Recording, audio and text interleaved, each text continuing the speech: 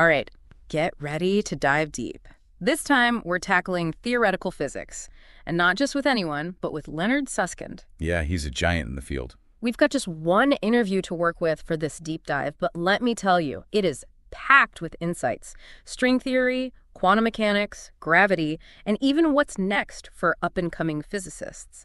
There's a lot to unpack there. And Susskind, right off the bat, he says the thing that's really got him excited right now is something called de Sitter space.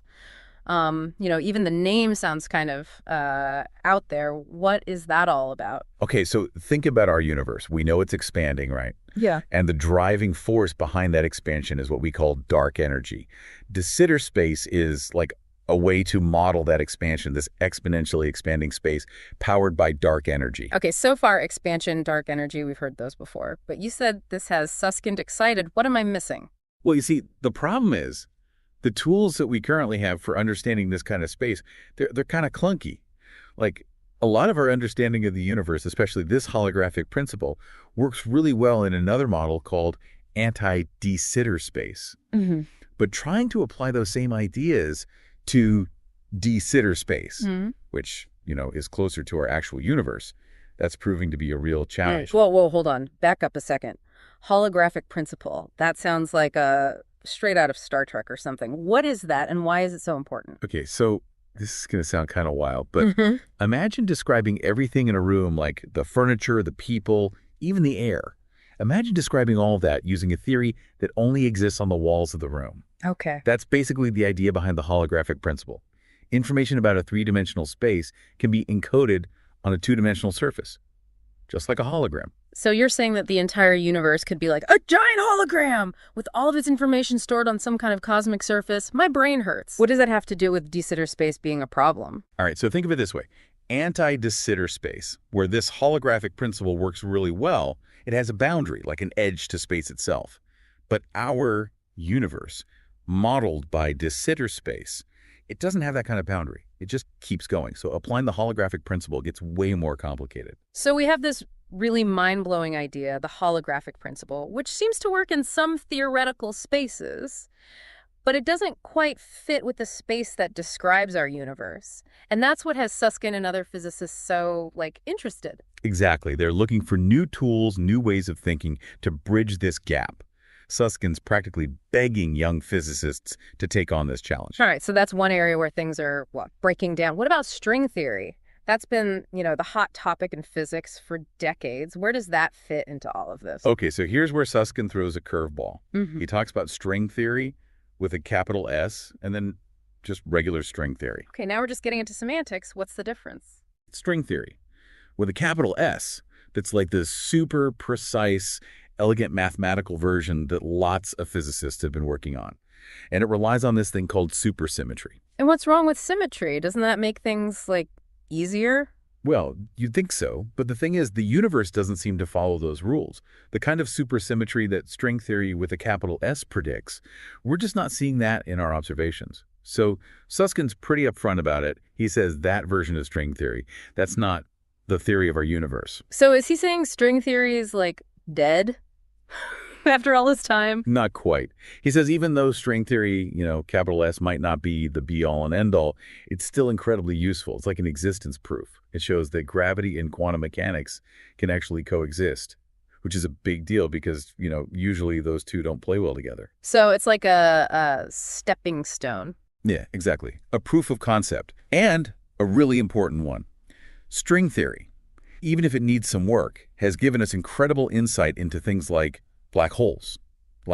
We now understand that even these massive things, black holes, they obey the laws of quantum mechanics.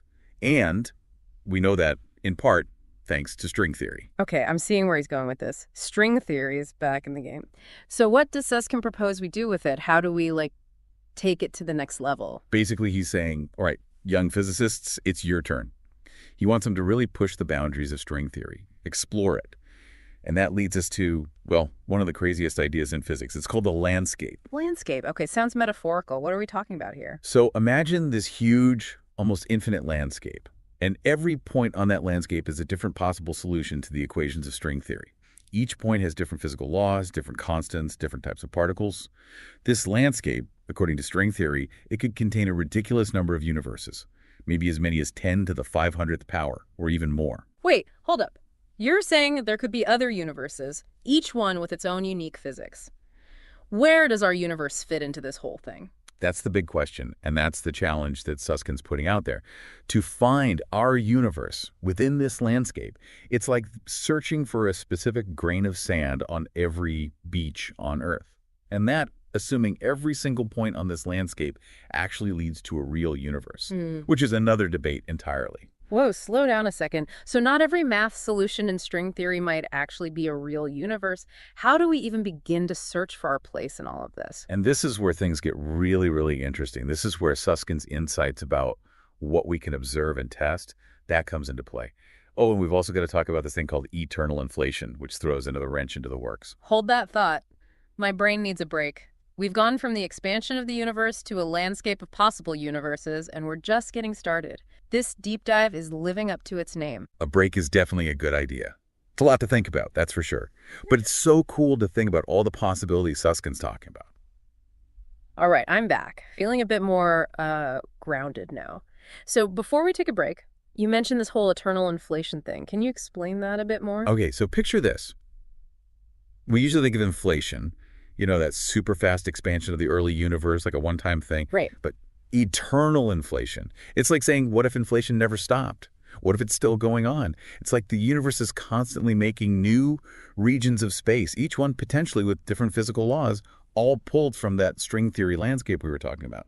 Okay, so if eternal inflation is real, we're not just talking about a big universe. We're talking about something ridiculously huge. And in that vastness, even those really rare possibilities from the string theory landscape, they could actually exist somewhere. Yeah. It's almost like if the math allows it, the universe is like, sure, why not? Let's try it out somewhere. But doesn't that kind of make it feel like anything goes? If we can't test these ideas, if we can't go to these other universes, how do we know what's real and what's just like a math equation? That's the core of the argument, and Susskind addresses it head on. He uses this example of a hollow neutron star. Hollow neutron star. That sounds like, a contradiction. Like a square circle. Isn't that against, the whole idea of a neutron star? Exactly. Like, based on what we understand about physics, a hollow neutron star shouldn't exist. But the equations, in theory, they might allow for it. So it's like this solution that works in math, but not in reality. So is Susskind saying just because something is mathematically possible doesn't mean it exists in our universe or any universe? Well, he's a bit more cautious. He's saying that in a universe with eternal inflation, where you're constantly creating new regions of space, even those super rare solutions, they might actually show up.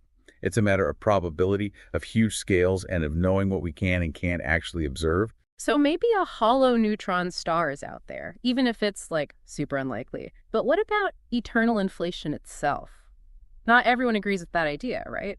Yeah, you're right. There are some big names in physics like Roger Penrose and Paul Steinhardt. They've raised some questions about eternal inflation. They say it doesn't really explain the fine-tuning problem. That's the question of why our universe seems, perfect for life.